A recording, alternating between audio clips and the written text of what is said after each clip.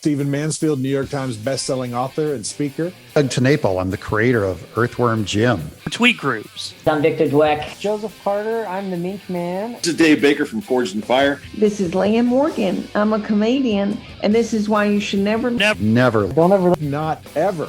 Don't waste your time. Oh, you really should. listen to those darling, yummy Reverend and the Reprobate. Hey everybody, welcome to the Reverend and the Reprobate. I'm Lucas Pinkard. I am the Reverend. Here with me is a man who was certainly drunk the day his mom got out of prison. It's Daily Gibson, the Reprobate. When is it my time to be the Reverend? I guess when you get ordained. How long does that take? Longer than you're willing to put into it. Okay, then I'll stay the Reprobate. So today on the show Expo, we have Brett and Erin Kunkle from Maven. Their website is maventruth.com, even though the organization is just known as Maven. And they've got some really interesting stuff to talk to us about teaching your kids apologetics from a young age and helping them to own their faith.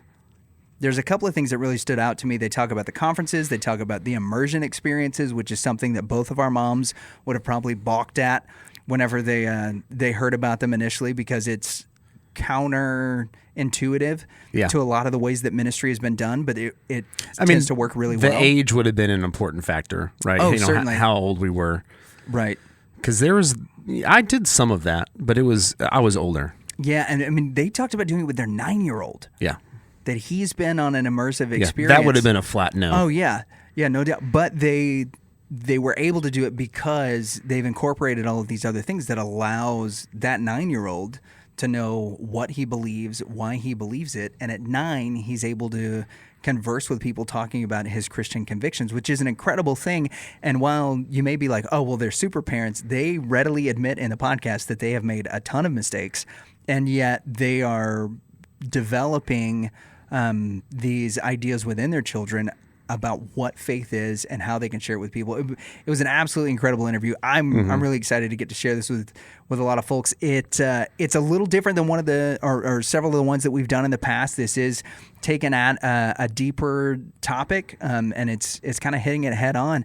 But Brett and Erin are great. There's a lot of laughter in it, especially whenever we get to our controlled rowdiness. That's what I was going to say. We get into some pretty deep territory with really them just explaining some deep stuff, but we do get into some just nonsense at the end. And I ask like a 2-minute long question that gets an answer-ish.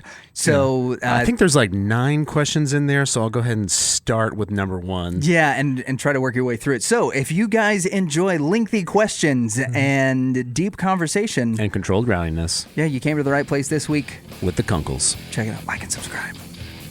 Sweet.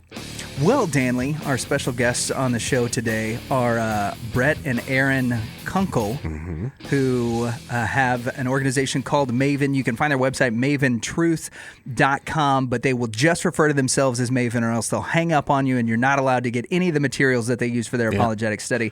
But their big focus for what they do, and one of the reasons we were so interested in them is because as a pastor, we have youth and children who we're trying to teach not only how to own their faith, but also how to talk about it, how to defend it. You've got a 10-year-old and you're kind of having some of these same discussions. Well, that is what their entire ministry is focused on, is how parents and kids can begin to have studies or conversations about apologetics in the home. And they have a lot of things that coincide with that, one of which is the conference, but we'll let them tell us all about that stuff. Brett and Erin, welcome to the show. Thanks for having us. Yeah, good to be talking to some people in Dallas. Oh, yeah. Yeah, it must be great to talk to some people in Dallas, and mask-free people in Dallas right now. Yes, exactly. We're tired of Californians. We're moving to Texas with 50% of our state's population. So well, awesome. That's awesome. Now, have you narrowed down where in Texas? Yeah. The only city we're aware of is Dallas, so I don't know. Yeah, that's close to the only city that's here, right? And Governor Abbott is moving right now that any transplants from California have to pass a 30-day written exam and all that stuff before they can vote. So there's a lot of cool stuff that's happening right now. And the Babylon Bee just did one, a 30-year quarantine. Yeah, 30-year quarantine for all Californians moving to Texas. So talk to us a little bit about Maven and how it got started, because I'm fascinated by this entire story, and I want to introduce our audience to it. Yeah, well, Erin and I had done youth ministry for years in Southern California here. We did a little stint for 4 years in the Denver area in Colorado, and ended up coming back to Southern California to do a master's degree in philosophy at Talbot School of Theology, Biola University. And just saw a huge need as we worked with young people for years, the need to equip them with the knowledge of the truth, to know what they believe, why they believe it, and also then why it matters. What are the implications for the Christian worldview? And so at that time, I ended up starting up with an organization called Stand to Reason, which is an apologetics ministry, really trying to equip young people how to defend the faith. And after a good 14 years with Stand to Reason, and lots of great ministry, and I love those guys and what they're doing. But we just felt there was a huge need to focus on not only the young people, but also the people who are discipling the young people. And so in particular, parents and youth workers and youth pastors and pastors. And we also saw there was a huge need not only to equip that group, but also to equip them in a way that went beyond just apologetics, just defending the faith. Because a lot of the questions that young people were beginning to ask were morphing a little bit. They were changing, and they were much more worldviewish in how they challenged the Christian faith. So it wasn't so much the atheist who is, questioning the existence of God, although that challenge is out there for young people, but it was more so finding young people who couldn't square what their friends were saying about gender identity and what it means to be a male or a female, or if it does mean anything, and then their Christian faith. And so it was these worldview issues. It was the issue of casual sex or same-sex marriage, and these things just did not fit with this Christian picture that I'm getting at church. And we thought, man, we need to equip young people with apologetics, but we also have to give them a robust Christian worldview that makes sense of all of these issues, that makes sense of all of life, that brings coherence and ultimately deep, rich meaning from a biblical worldview. And so that really motivated us. And then I typically just drag Erin along on all my crazy adventures. And I think all those years that Brett's describing, when we're first married and doing youth ministry, our kids are young or not born yet. We have 5 kids now, but so we experienced that church ministry side and being youth pastors and all of that. And then as he worked at Stand to Reason and is teaching on worldview and apologetics, we're having more kids and becoming parents of more kids. And now our kids are getting older and teenagers. And so we do have that perspective of raising kids in this culture and seeing how culture is changing. And when our oldest daughter, who now is 26 and out of the home and married, but when she was in elementary school, 5th, 6th grade, now she's starting to ask for a cell phone, for example. And the cell phone she's asking for was a flip phone. And there's no internet on this phone. But now, our youngest is 9. So we have a big gap between our 5 kids. They're kind of all over the place in ages. But so we've experienced a lot of change just as parents, and knowing what we have to navigate with our kids and what our parents as grandparents have had to navigate with their grandkids, and just the changes as they come so fast. And so our heart really being for youth pastors and teachers and parents and grandparents who are trying to navigate and equip and disciple their kids and their students at this time in this culture. And it's a challenge. Yeah, that is a real uphill battle at the moment. And I did want to touch on, your daughter wanted the flip phone. I want to go back to a flip phone, but that was the most fun way to hang up on somebody that I've ever experienced.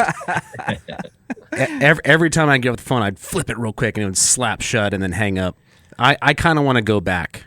Well, I know I'm derailing the conversation right now from talking about apologetics to flip phones, but they're amazing. Well, there's a big part of the technological advancements that is causing a challenge not just for the kids but also in the home.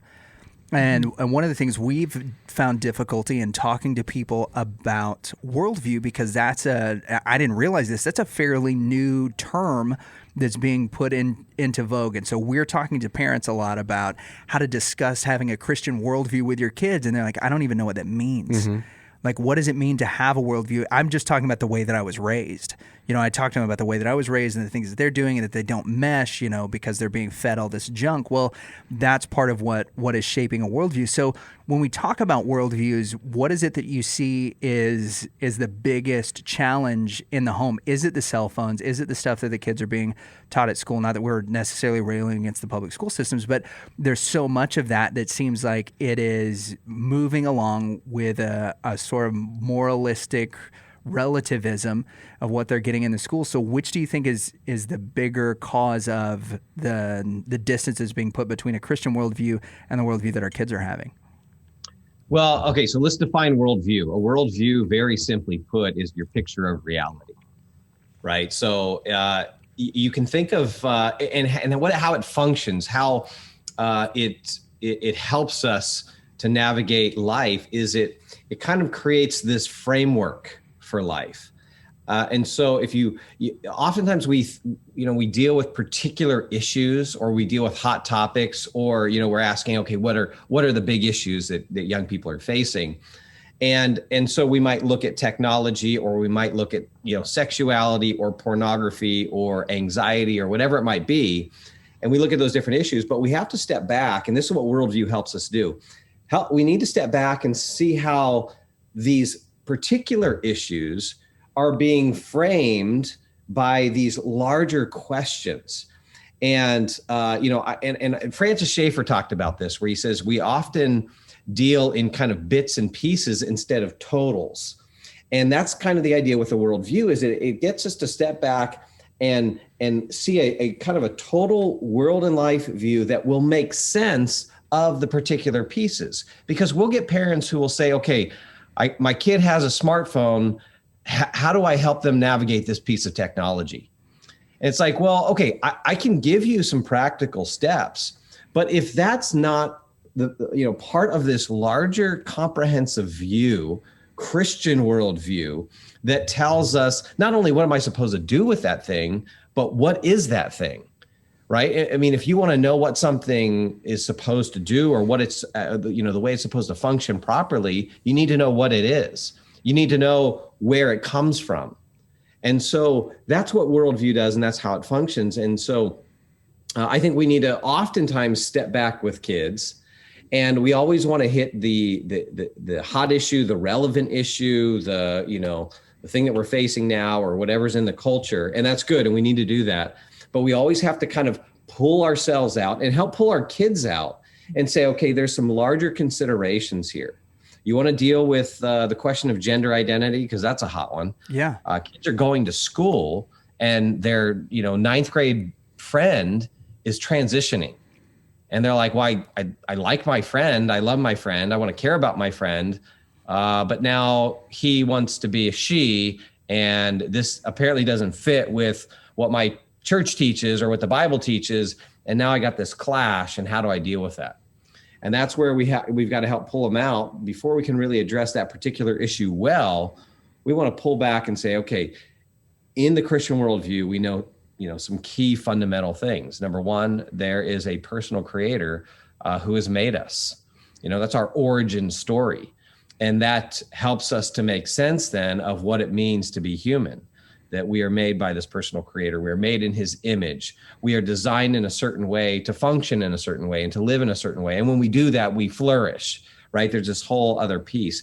He has issued moral commands, and he's given us meaning and purpose in life, these kinds of things. And then we can then look at these pressing issues, which I think there's a number of them. Sure. And they're going to differ from house to house, but definitely technology is one that we hear parents facing, talking about that one all the time, asking for help on that one all the time. So it's technology that's front and center.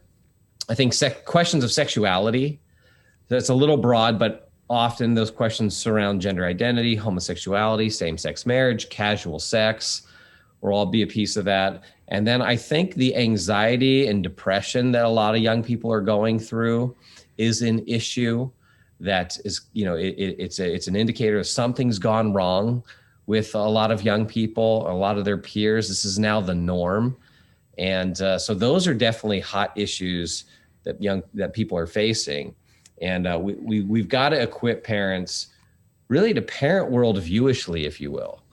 And in doing so, they will help bring some meaning and coherence to things and be able to answer those questions in deeper, more significant ways that make more sense. Yeah, I think one of the most compelling things that we talk about with kids when it comes to technology, and you look at the framework, is what you said before, is what is that device? What is it doing to enhance what you're doing, or is it doing something that brings challenges? Is it something that's divisive, or is it something that helps and builds you up by the input and the things that you're looking at? As specifically where the topic of sexuality comes in, one of the things, and I'm sure you guys are at least familiar with Abigail Schreier's book, Irreversible Damage, and some of the work that Nancy Pearcey has done with Love Thy Body, is these kids are getting affirmation anytime they have a question about their sexuality. Is it too early for me to have sex? And an 11 or 12-year-old might be asking that question because now they're being exposed to porn for the first time at such a young age, and what they're seeing and now the questions that they're having are not the same ones that we had whenever at 11 or 12 our parents were like, get off the Nintendo 64, go outside and play with your friends. So how is it that you can build a foundation for a Christian worldview, especially where that one question is, from a young age? And what age do you start to build that foundation at? Well, that's the question we get a lot too, is when do you start? Because these questions that the kids have, the ideas behind it are ideas that we can start building with them a long time before they start facing them in the culture. So when do you start teaching your kids these Christian worldviews on sexuality, our bodies, from the very beginning, and actually today I was just looking at some books that we're going to offer to parents at our conference it's just a book series, but it often offers a Christian worldview from the very start on why God made male and female. Why did God do that? Because he did do that. And he made the two genders, and then he said it was good. And so teaching our kids from the very beginning that question of what is it for? Like what is a man for? What is a woman for? The Bible speaks to that. We Christians have ideas on that. And so we start teaching our kids when they're little that there's two genders, and it's very good. And thinking about technology, all those things. I mean, these are things that when our kids are young, we can start teaching them. This is a tool. Dad works on the computer. Mom and dad have phones, but we don't let these things control us. These are tools that we use to connect with people, yada, yada, but we don't let these things control us. And so even when they're little, we're modeling moderation with something like technology. Yeah, there's kind of two things that Erin said there that I want to kind of narrate a little bit more and highlight is that notice she went back to male, female created order. Right. Before you get into these other, topics. And again, that's why worldview, I think, is so important, because the issue will come up. And if you haven't laid that foundation of God's created order and God as creator and image of God and male and female, Genesis 1, well, then your kids aren't going to be equipped for those issues when they hit them in junior high or high school or even earlier, right? So you're laying a foundation at those earliest stages. In fact, I would say kind of the model, we've talked about that we kind of have this framework for our kids is really basically from by the time they start speaking till later elementary. That might be third, fourth, fifth grade, depending on, your kid's own development. But that stage is really the stage where we focus on teaching the what. And the what is our theology, right? And our theology is what gives us our Christian worldview.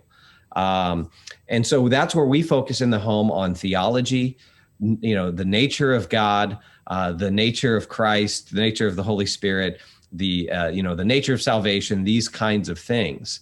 And we're laying that foundation that we're going to build on. And so we talk about doctrine and theology early on, and we're laying that foundation. We're pouring that truth into our kid, and they're not going to comprehend it all. They're not going to understand it all. That's okay, because they're still going to have that material that you can keep working on. And so then in junior high or later elementary, junior high, depending on when your kid really starts questioning things, is this kind of second stage that they move into. And so you keep teaching the what, but then you make sure you add teaching the why. And this is where I think by the time a kid is in middle school, 5th, 6th, 7th, 8th grade, we have to give them a regular diet of apologetics, because we want them now to take their theology, the what, and then add the reasoning, the why behind it, seeing the evidence, learning that there are reasons independent of what mom and dad say, independent of what their pastor says, so that they can really take ownership of the faith for themselves. And so that's that second stage where you add teaching the why. And then really the third stage is high school age, where you're now trying to give them opportunities to articulate that. You're taking the what, the truth, you're putting it together with good thinking and with evidence and reasons why. And now they're learning how to articulate that in high school. And that's where things like speech and debate, or writing papers where they have to, persuasive essay where they're making an argument, or just doing role play, or getting them out of the classroom into real life. And this is one of the things that we do at Maven. We have these things called immersive experiences, where the whole goal is to do the training with young people, but then get them in situations where they now have to articulate the truth and defend the truth. And that 3-stage process, which really mirrors classical education, if your listeners are familiar with that, the kind of classical model, I think is an effective way to lay that foundation of Christian truth and get them prepared then now for when these particular unique challenges come their way. And so now when I've laid, the foundation of God, who he is, now I'm able to put that I'm able to put technology in proper perspective. And we can go back to Genesis 1 and God's, the cultural mandate to not only be fruitful and multiply, but to subdue the earth and rule over it. And technology is a tool where it reflects the image of God, right? Human beings taking God's natural resources and then making things themselves as creative beings made in his image. And so that piece of technology that human beings make isn't wrong in and of itself, but it's also not neutral. It moves us, it directs us, it nudges us, those kind of things. And so again, just trying to help narrate that, why the Christian worldview, why our Christian theology influences how we do our parenting. Did you get this approach when you were growing up of teaching the what first, the apologetics? Because I would venture to guess, and I'm not trying to be critical of how I grew up, but there was a lot of, in the youth and kids, it was basketball and a lot of stuff like that. I don't think I got this approach to it. Do you think the church is doing a good job at the moment raising the next generation? Erin wants to tick people off at church, so you go ahead and answer this one. Hey, go for it. I tick people off at church every Sunday. I got an email list that you can take a look at, so we're not afraid. Well, I think we can just look at the numbers of young people leaving the church and soberly say, we have not been training our kids the way they need to be trained to go out in the world and be disciples of Christ. It's a sobering thing for parents, all of us, the church, big C church, is we should be thinking, what have we been doing? And obviously something needs to change. just because of the massive amount of numbers of young people who are leaving the church. So, and everyone who's listening right now knows at least, 2, 3, 4 kids who have grown up in the church. Maybe it's even their own kids who have then walked away. I mean, so we know that, the stories, the individual stories are multitude. Yeah, I think so many stories we hear, even of people our age now who have come back to the church, is, it's just this common part of a lot of our stories of we grew up, and then when we got into high school, college, we walked away for a little while, and then, we came back. Okay, so why did that happen? And why is it keep happening? And why is it happening in larger and larger numbers now? So yes, there obviously is a problem with how we are raising our young people in the church. Well, and I think part of the thing, we'll offer a little grace, of course, to those who raised us and discipled us. I certainly didn't get this approach. I did get some really good things. I was modeled for me in my church was, a love, and a commitment and a faithfulness to Jesus. But in terms of the intellectual side, which is absolutely vital, right? I mean, Jesus in Matthew 22 gives us the great commandment is to love the Lord your God with all your heart, soul, and mind. And so our mind plays this vital role in our love for God. And that was just, I think it's safe to say that in churches across the U.S., the general tendency is to be anti-intellectual and not to emphasize the intellectual side of our faith, which is crazy, because if you read the New Testament talks over and over again about the knowledge of God. In fact, the New Testament talks more about knowledge than it does about faith. Christianity is a knowledge tradition, and we have knowledge of the truth that we pass on. And so, no, we have a lot of work to do. And, back then, 20 years ago, 30 years ago, it, you can understand maybe people felt like there was some cultural things in place or institutions or kind of an ethos that helped reinforce maybe some leftover kind of Christian influences. And so there wasn't maybe as much thought given when the pressure's not on, but now the cultural pressure is on. And I think the good thing about that is it's waking parents up, and parents are realizing, and grandparents are realizing, and pastors are realizing that it's not enough. What we've done in the past is not enough. The secular culture is so aggressive. And so we've got to rethink our discipleship of young people and then redouble our efforts.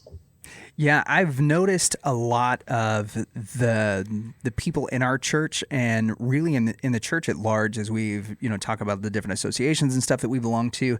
Parents and grandparents are all coming back to this thing, and for a long time there was this thought, especially among my parents' generation, the Gen Xers, like, we don't want to impose our beliefs onto our kids, because we want them to be able to do their own thing. We want them to think for themselves and do things for themselves and all that, and we don't want to force our belief system onto them. But what that's left is generations of unequipped Christians who are now going out into the world. When you talk about, I want to get to the immersion experiences in just a second, because these are completely fascinating to me. But in particular, when we talk about a Christian worldview, and you hit on it a little bit, that our faith in general has become less intellectual as people are now looking more at, do you think God makes you feel good, and our worship experience that are emotionally driven. How is it? How many gold stars did Jesus give you? Yeah, exactly. What is it that we can do to identify whether or not we're setting a good theological foundation for that worldview, and where are some of the pitfalls that we might fall into as parents or as leaders, as not nurturing the intellectual side? Because Paul, you alluded to this a lot when you were talking about the knowledge base. Paul was obviously a brilliant guy. His arguments are very much laid out almost like a defense attorney. So why is it, and how is it, that we can move from a place where we are feeling oriented to intellectual oriented, and making sure that we're doing it with sound theology? Because it looks like right now, even in the Christian realm, there's two competing worldviews when it comes to theological fundamentals. Yeah, I'll just say, I know Brett's going to have a lot to say on that. I think I'll just just about what you said about parents saying they don't want to push their beliefs on their kids. You know, that to me is maybe where parents need to sit back and reflect on, are these beliefs that you really have? And do you think Christianity is true? Because if Christianity is true, if the Christian worldview is the true way to look at the world, if the God of the Bible is the God of creation, why on earth would you not want to tell your children about that? That's a great point. If you don't think it's true, then you may want to do some investigating and find some answers to some obvious, gaps in your beliefs, in what you think is true. So then you can pass it on, because we can't pass on what we don't have. So if you don't really believe Christianity is true, you're not going to pass that on to your kids anyway. So, I mean, to me, it just seems like I know that the God of the Bible is real. I know that the Bible teaches truth. And so I am desperate to have my children know that truth too. And so it seems to me, maybe as parents, if we are even wrestling with that question, that we have to do some unpacking of our own beliefs. And that is probably where you would first start. Yeah. And I think, these are such foundational issues that expose us. Mm-hmm. And so the idea of imposing my views on kids, well, here would be some questions for parents who think this way. Like, well, do you impose your views about medicine on your kids? Like, if you have views that, particular medicines work for their sicknesses, do you impose that on them? Essential do you impose oils. Your views about education on them? Are these kind of things like they got to go to school? Are you imposing that on them? And, they need to study and those kind of things. And what it does is it ends up revealing, then we take this different approach. Well, I don't want to enforce my religious beliefs on them. And it betrays the fact that many of us don't have this strong view that Christianity is actually true, that it's objectively true.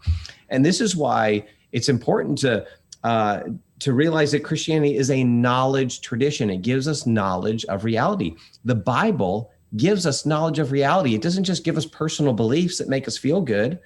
It's not, but the American approach is to relativize, religion, subjectivize it. It's kind of, it turns out to be this personal hobby that you have. Mm. And so if I have a personal hobby, I'm not going to impose those personal hobbies or personal preferences on someone else, And so if this is, someone's view in the church, you've got to sit back and go, wait a second, I need to rethink even how I think about the Christian faith. And we as church leaders have got to speak in terms of the truthfulness, the objective truthfulness, that this stuff is true, whether you believe it or not. Jesus rose bodily from the grave 2,000 years ago, whether you believe that or not. And so then to teach that is not imposing, because there's no way I can force my kid to believe what I believe, but I'm certainly going to teach what I take to be true and try to persuade them to eventually take ownership of those views themselves. Because just like if my kid had cancer, I try to persuade them to take chemotherapy, drugs, and, do radiation to, save their life. In the same way, I'm going to do all that I can to help persuade my kid that, salvation is found in no one else but the risen Jesus, and that was going to save their eternal life, So I don't know if we answered all of your questions. You had a couple questions there, but I got a little long-winded. I was train of thought happens. Asking a question. Yeah, that was a 2-minute long question that incorporated 7 different questions. But no, I think you did wrap it up really nicely in talking specifically about getting the parents to realize what they do and don't impose on people. And I made a joke in the middle of it, essential oils, but Like that, every mom I know has her doTERRA kit that she carries around with her, and if her kid starts to sneeze, she puts like thieves under their nose and 2 drops of lemon oil in their ear, and they're like, "You're going to be fine, but your nose is going to be running for the rest of the day. Stay away from the other children." And we don't mind doing that. And I think even with, you touched on hobbies, like we talk to people about what our hobbies are, even though we don't impose that necessarily on them. I impose my hobbies on others. Yeah, you do. You're horrible. But all of those things are things that we readily and freely talk about, and we have joy whenever we talk about. But when it comes to our faith, somehow we've gotten this idea that we're supposed to shy away, and that our faith is supposed to be something that we keep to ourselves. You know, we talked with David Baker several months ago, and he was talking about gentlemanly and polite conversation, and some of the things that are involved in that is you don't talk about money, you don't talk about religion, and you don't talk about politics. Well, the Bible flies in the face of all of those things. It says our religion and our faith should inform our politics, and also how we steward our money and those kind of things. So you mentioned earlier, we'll hop topics here for just a second. You mentioned earlier that you do immersion experiences. And we know a friend of yours from the Holy Smokes Club here in the DFW area. What do these immersive experiences consist of, and what is that like, and what was the impetus behind it? Yeah, the impetus was going on a trip like this myself. So when I was a college student at Biola University, a friend of mine talked me into going on this spring break mission trip to Utah. I'm thinking, like, why are we going to Utah? Aren't we supposed to go to the Dominican Republic or Mexico or, some, other nation? Ideally, Florida. Or Texas. And so we went on this trip, but the training that we were doing before the trip was unlike any training I had ever been to. So we go to this training night, and the first night is this rich theological discussion and biblical defense of the Trinity. And I had never gotten that growing up in church, in my youth group, in my home. And it's the first time I'm hearing a rational explanation of the Trinity, showing how Scripture teaches this. I'm like, what is this? So I go back to the next training, and we're going deep into the doctrine of salvation. And on and on and on. And then I go to Utah, and we basically put ourselves in situations where we had to share the truth and share the gospel with Mormons. And I grew leaps and bounds on that trip. It had such a huge impact on me.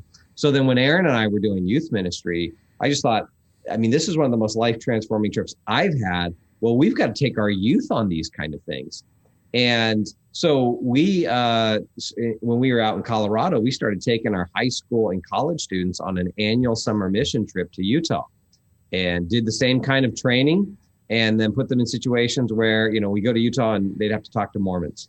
And so we'd go to Salt Lake City and go to the temple. We'd go down to BYU and talk to college students there. We'd go door to door around BYU. Oh, wow. And just all these ways to put them in situations to talk to unbelievers. And then started doing that when I was with Stand to Reason. And that trip focuses on really knowing the Scriptures and knowing our theology, knowing what we believe. But then we realized, we need the same kind of trip, because this mode of teaching is just unlike anything else. It just, students grow so much, and they're so motivated as well. So then we said, we want to figure out how to teach some apologetics and logic and good philosophy to kids, help them learn how to defend the faith. So, I don't know, let's go to the craziest place we can think of. And a friend of mine recommended Berkeley. So we're like, let's go to Berkeley, California. That'd do it.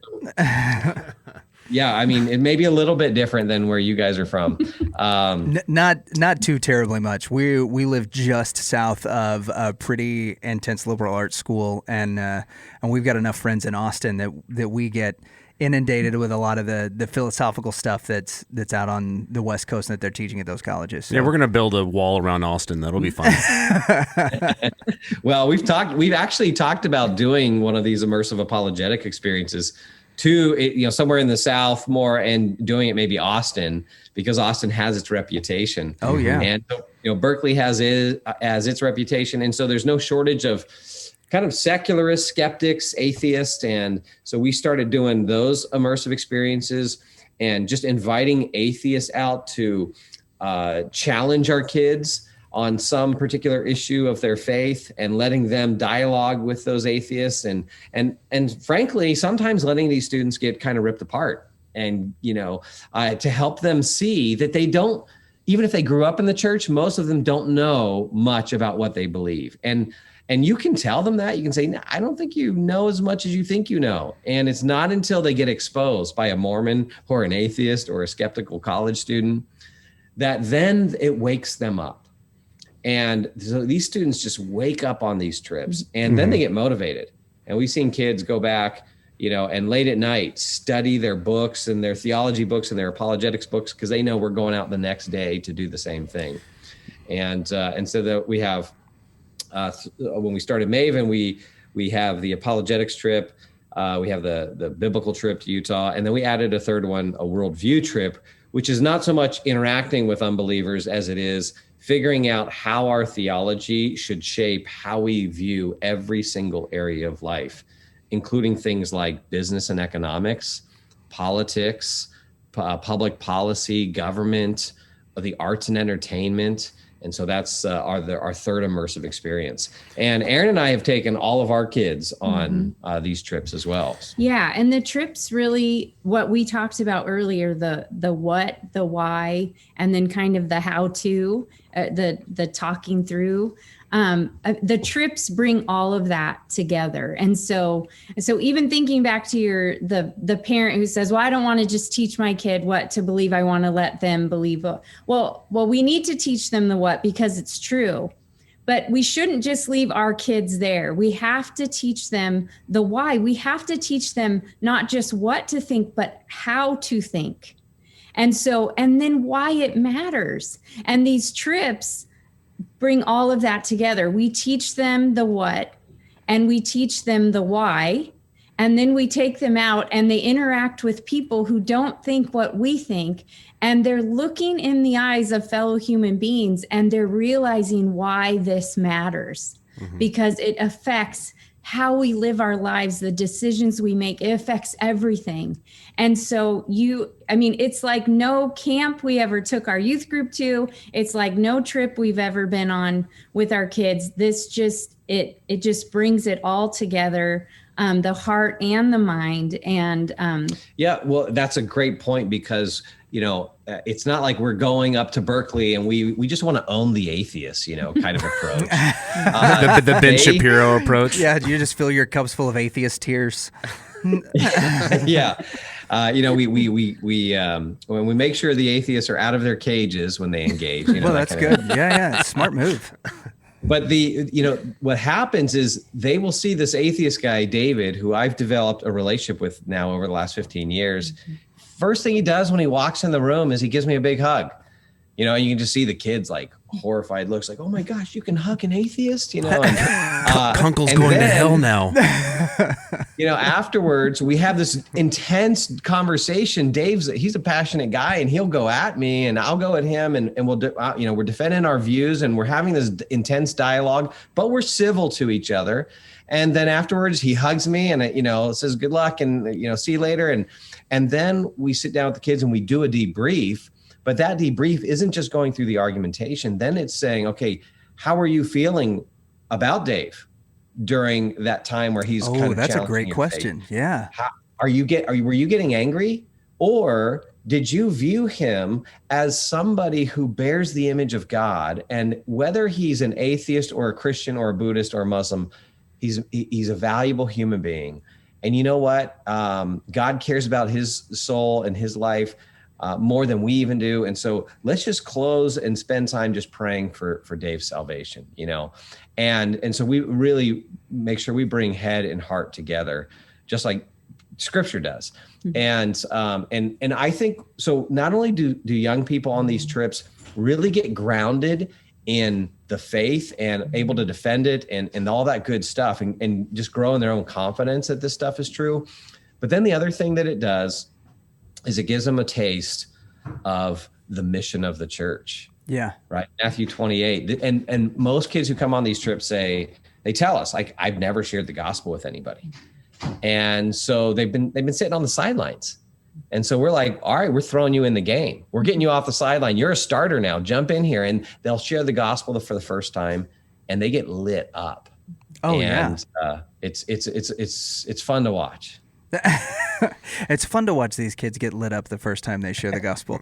But I'm sure that works on a couple of different levels, where if the kid goes out and completely fails, then it's easy to tell them, great job, encourage them and that kind of stuff. But also the first time that you share the gospel with somebody, there is a sense of accomplishment, whether you did a great job or you bombed, that you did what you were supposed to do. And that's a pretty incredible thing. What was the response from parents the first time that you decided to take somebody on one of these, to take their students on this immersive trip? Like, hey, we're going to go to a Buddhist temple. And I know the youth group that I grew up in, even though the moms were very sweet, they would have been like, not a chance. Not my kids are going to get, they're going to touch a Buddha, they're going to stop eating pork, and they're all going to shave their heads. My kids are not going to a Buddhist temple. What are you doing? Yeah. Well, our rate of conversions to these other religions is probably 25% of the groups that we take. Oh, that's pretty solid. Yeah. Hey, 74% of students right now believe in moralistic relativism. So this is pretty good. We're at least saving 25% of them. Yeah. Exactly. There's collateral damage, right? That happens. Okay. On a more serious note to your question, it's a really good question. And this, I think, reveals as what parents, we do have to shift. Like, we have got to shift in how we're thinking about training our kids. And yes, us moms, sometimes we can be overprotective and not want our kids to struggle. And if you're listening now and you feel that way, I totally empathize with you, but we have got to let our kids struggle. And that includes struggling with their theology and their ideas and their worldview. And so what better situation than to send your student with their youth pastor, or go with them yourselves and go visit the Mormon temple, the Buddhist temple, expose them to these views, and then talk with them through the holes in the view, or what Christianity says about things and which one makes more sense. And we've got to do that. But to answer your question, yes, we have gotten pushback from parents a lot because they're scared. And as parents, Brett and I get it. Our worst fears as Christian parents is that our kids would walk away. And so we get it, but we have got to push through that fear and train our kids and help equip them. Don't just drop them off at the Buddhist temple. That's not what we're suggesting. We're not saying drop them off at Berkeley, but actually, isn't that what we've been doing? Haven't we just been sending our kids off to college campuses? Point. Completely. And yeah, on high school campuses. Junior Let's high be campuses. honest. Yeah. Yeah, Buddhist temple we've might been be a more sending them safe out place. completely unequipped for what they're going to get. So why don't we stop doing that and instead equip them and go with them and send them out eventually as adults without feeling like, oh, wow, I've never heard these challenges to Christianity before. Instead, the students who go on this trip, we hear back from them over and over again of classes they had and professors that they heard from, and they'll write and say, oh yeah, we heard this from a professor, and we were like, we've already heard that before. And just the difference in a student's life, feeling like I know this objection and I know how to think about this objection. It's life-changing. So what I'm hearing is I need to send each one of my college graduates with a lotus flower and a jade doll to college so that I think that's a great point. I never thought about it that way, that we're essentially doing that anyway if we're not equipping the students to be there. Mm-hmm. Yeah. And what's a better strategy? Sending my kid off to whatever, the college campus or the high school campus, on their own, away from me, being challenged all day long when I'm not there to walk them through it? Or is it better to say, okay, I'm going to let you face those challenges that you are inevitably going to face anyway if you go out into this world at all. And I'm going to be there by your side, walking you through that, guiding you through that, helping you to navigate that, so they're going to get the challenges anyway. It's when do you want them to have that in a situation where we can then equip them and walk them through that and give them the truth. And, so if your kid struggles with, some of these things on the trip, well, guess what? They were going to struggle anyway. It's just better that they struggle right there in front of us so that we can then help them. So you guys are advocating against overprotecting kids to going into the lion's den with them and teaching them how to fight lions. Yes. Does that sum it up? Yeah. In dumb people words like I speak? Brett's got a great analogy about surfing that I absolutely loved. I've heard him share it a couple of times. And if you wouldn't mind, if I can just prompt that, if you wouldn't mind sharing that with our audience, because I think that it's incredibly well done, even though you scarred your oldest daughter. Yeah. The analogy you're referring to is in this really great book called A Practical Guide to Culture, $13.99 on Amazon. Links are in the show notes. So is the author really handsome? Well, one of them, it's co-authored volume. One of them is handsome. Very handsome, very intelligent, wrote most of it, and the other guy kind of was along for the ride. So, well, good for him. It's always nice to bring a buddy. Yeah, but John Stone Street, president of the Colson Center, and I co-wrote this book of really how do we help our kids navigate culture.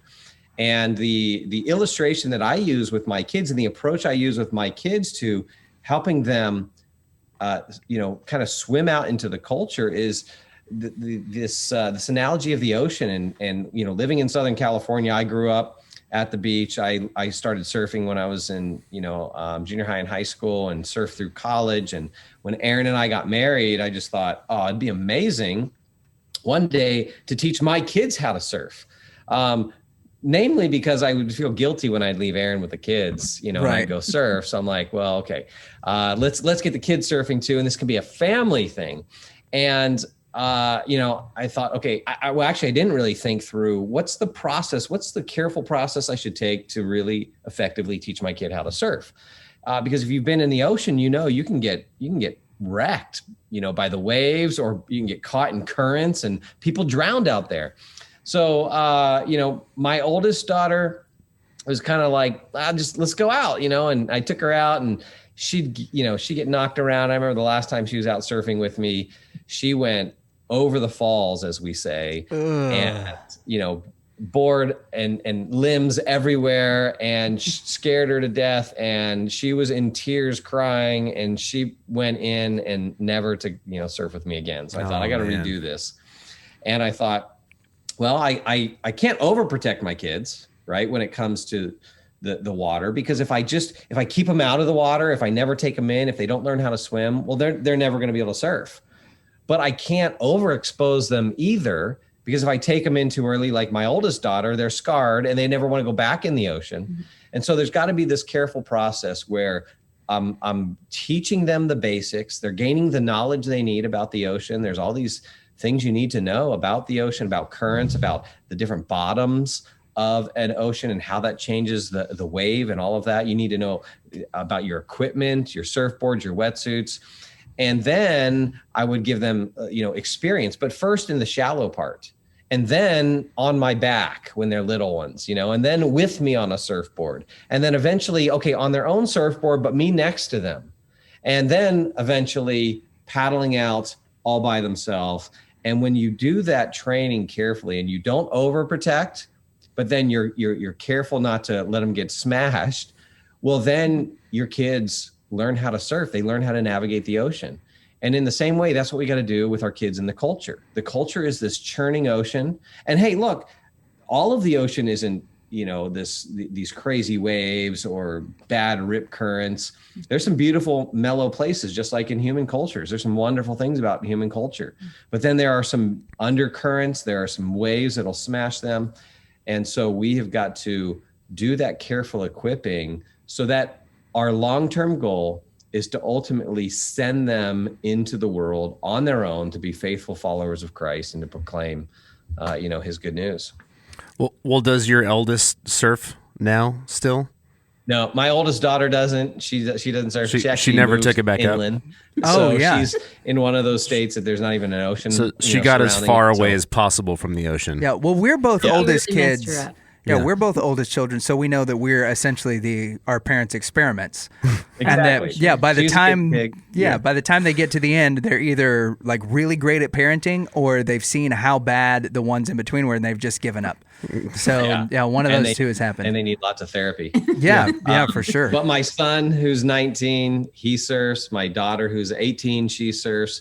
Daughter, who's 13, she's learning. My 9-year-old is learning. And so we're doing it right with these last 4. That's the way to do it, right? Fix it by the time you get to the second kid. Yeah. My parents didn't learn that. I'm the oldest of 4, and the last one is broken, and the middle 2 are okay. So, but everybody's got work that they have to do and regrets they have to live with. I love you, Mom. She doesn't listen, so it doesn't matter. Let's get into the Maven conference, which is coming. It really, it's the end of this month. Yeah, at the end of February, the Maven conference is coming up. You guys are going to do an in-person and an online, correct? Well, hopefully. So, yeah. So talk this to is us in about this. person. Yeah, For sure. tell us about the Maven Truth Conference. Oh, there we go. Hang up. Would you hang up? Canceled. The Maven Conference. I said it right. Yeah, the Maven Conference is our annual conference. This is our 3rd year. It's in Southern California every year. The ultimate goal is to actually take it to other parts of the country. But the target audience is those people who are discipling young people. And this is parents, this is grandparents, this is Christian school teachers, this is educators, pastors, youth workers, Sunday school teachers, the whole thing. Because I think most parents feel overwhelmed and inadequate to sufficiently disciple their own kids, and they need help. And thank God, that's part of God's plan. Mm-hmm. The church is, God's plan A to equip us along with our families to engage this culture. So that's what we're targeting in terms of the folks what we want there, the people who are discipling the next generation. And we do a different theme each year. This year's theme is answering kids' tough questions. Ooh. So we're dealing with stuff like evil and suffering. We're dealing with gender identity. We're dealing with sexuality. We're dealing with progressive Christianity and the views of progressive Christianity, how it warps the gospel. We're dealing with the question of, is Christianity anti-science? And that's happening February 26th and 27th in Southern California, live and in person.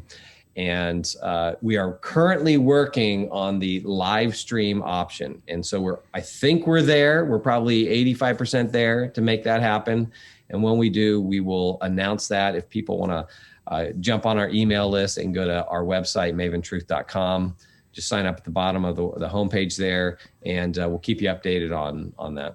Yeah, and if you can't get the live stream for some reason, you can always go to maventruth.com and get last year's conference, and then just pretend that it's this year's conference, and you just be you're behind. Because last year you guys covered technology, right?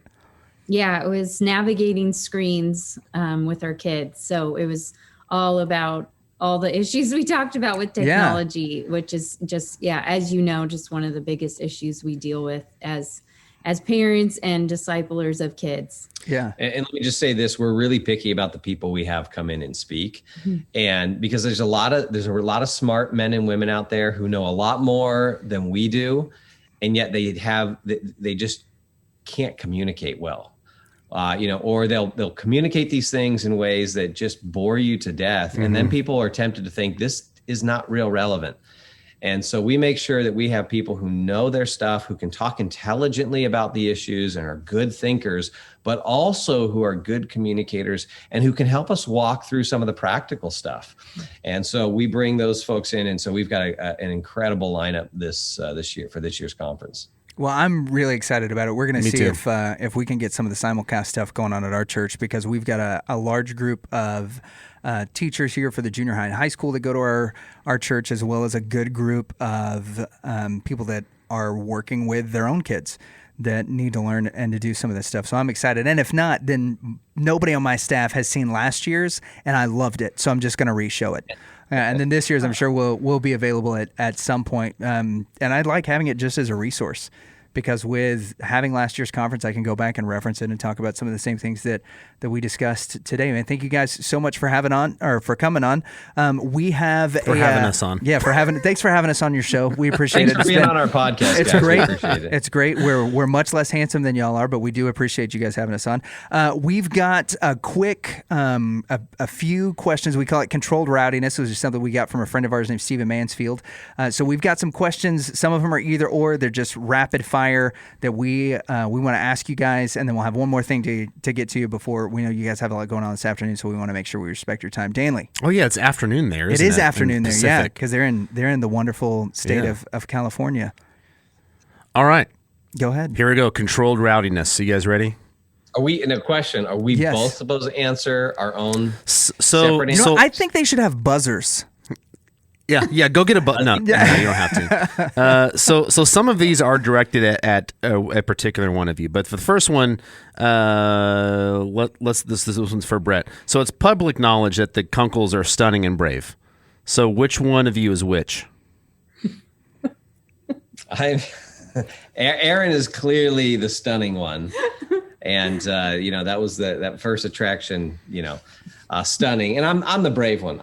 I'm the one out front leading our family with my bravery. That's pretty good, but that was wrong. The answer is Erin is both. Yep, that was very close, though. That was very close. I didn't realize there were wrong answers here. Well, yeah. I mean, we wrote these, so yeah, and this podcast is founded in truth, so we want to lead you properly down the right path.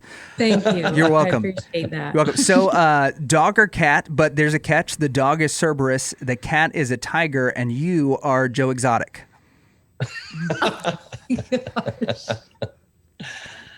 Go ahead. If I'm Joe Exotic, I got to be it's the tiger. That's correct. Well I done. can't believe you watched that show. How sinful. My goodness. Okay, Erin, you get to break one thing of your kids. What is it? Oh my gosh. That's easy. Their phones. Yeah.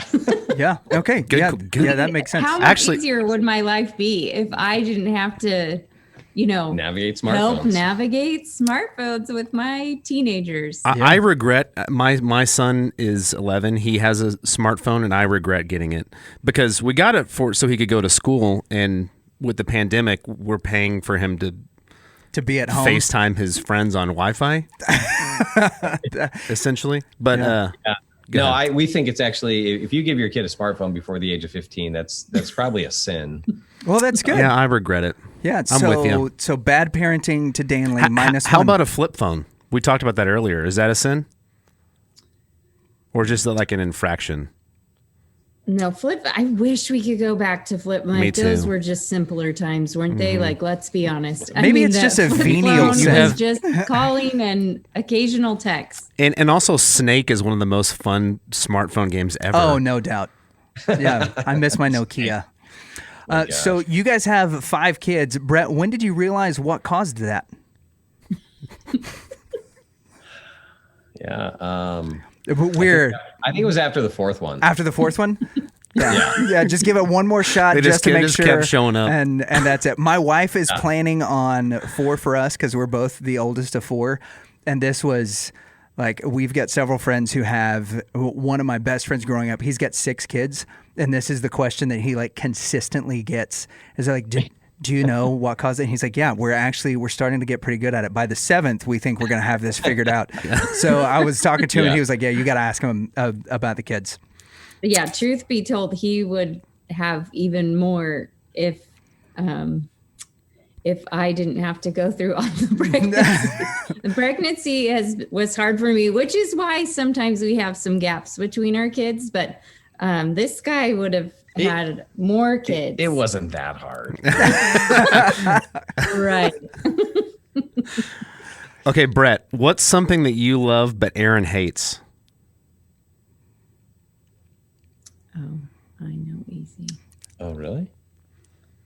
Easy. I don't know. I was thinking, well, it's not cigars. It's not a glass of wine. I know. It's movies that are like really what are intense? the movies? Yes, like intense. violent movies or not they don't necessarily have to be violent, but if whether just some kind of intense movie where you just kind of draws you in, you're emotionally sucked in. Oftentimes there is some tragic loss, like a Braveheart or something. Yeah, or suspense, like a lot of suspense. Like he loves those movies, and I hate when a movie ends and I feel exhausted. And he's like, that was awesome, and I'm like, I hated that, and now I'm tired. What movie has made you the most tired?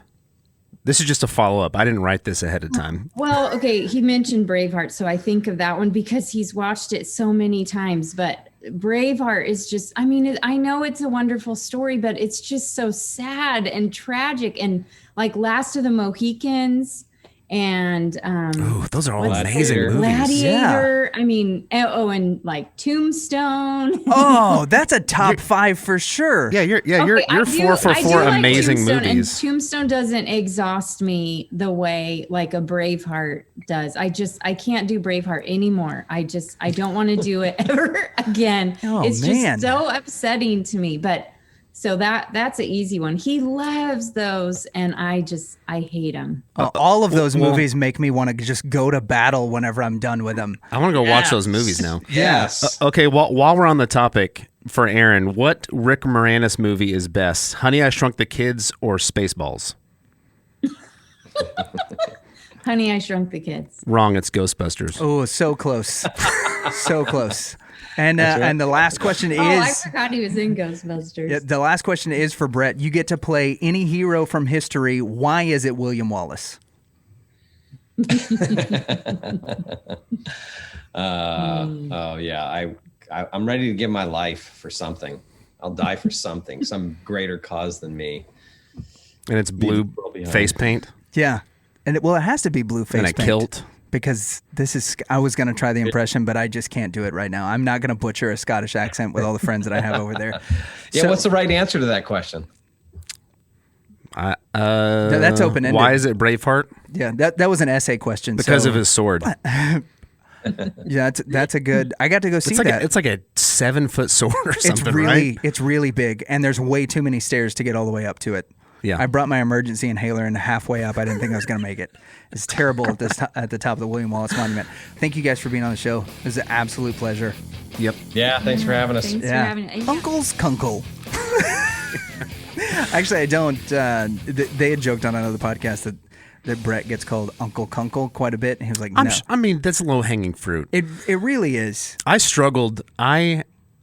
I tried to write some jokes, and I even sent you some of them, and I was just like, I can't. I'm not smart enough to make jokes about Kunkle. But like, it's a great name. Yes. And I feel like there are so many jokes that you could do, but it's just Uncle. Well, yeah, and there's two words and that Kunkle. rhyme. There's two words that rhyme with uncle or with Kunkle, and that is uncle and orange, and that's it. So when you have to start there, it makes it really difficult. Yeah.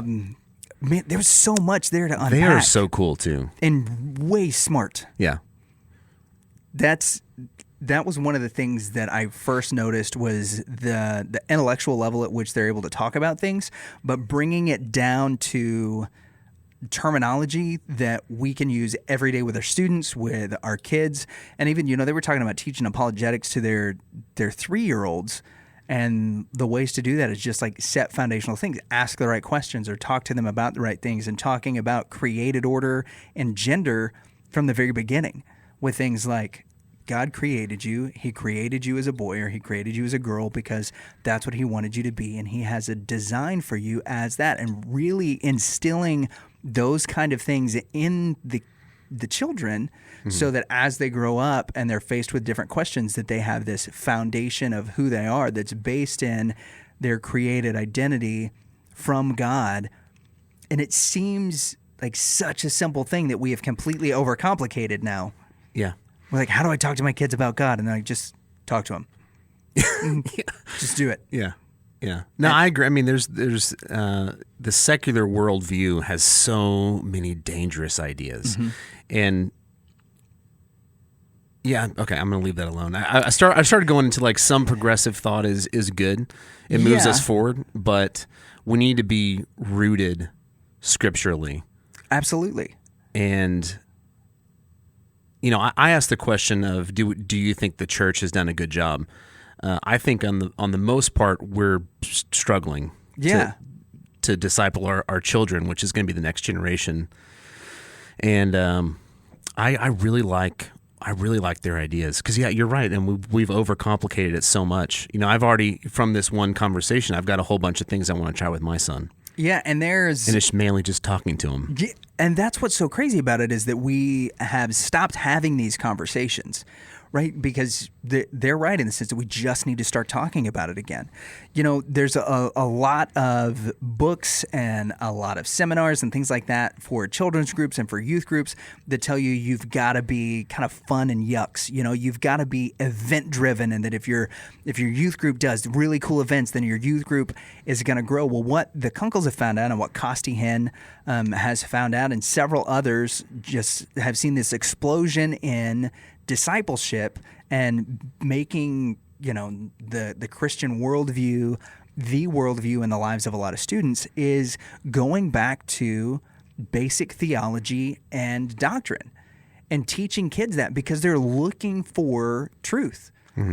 Throughout the day when they're on their phones, when they're at school, they're being inundated with what all of these other people are saying. Well, this is true, or this is true, or you get to decide your own truth. But when you look at things within a biblical framework and you say, no, this is what God says is true, and you can see this throughout the created order of things from a scientific perspective, but also relationally, you can see it that way spiritually. You can see it in the way that we physically interact with our world and the way that we physically interact with each other. And if you can show that to a student, well, now all of a sudden their view changes, or like a light bulb is going off. And what that is the work of the Holy Spirit in their lives as God is showing them, like, yes, this is the created order of things. I did this. I put you in this world this way, that I designed you so that you could, serve and be a part of this and work with the people around you, love the people that you're with, and all of those great things that we want to instill in kids. Well, those are all based in a biblical framework and worldview, and we're seeing this explosion in youth ministries where that's what's being taught. It's not about, playing a basketball game or having a ping pong table in the middle of the room or, whether or not we're going to have a great big food fight on Friday night and everybody needs to invite your friends and like and share it on Facebook and all that. Like, those were the things that happened when we were in youth ministry, and a lot of youth ministers, that's what we were taught to do.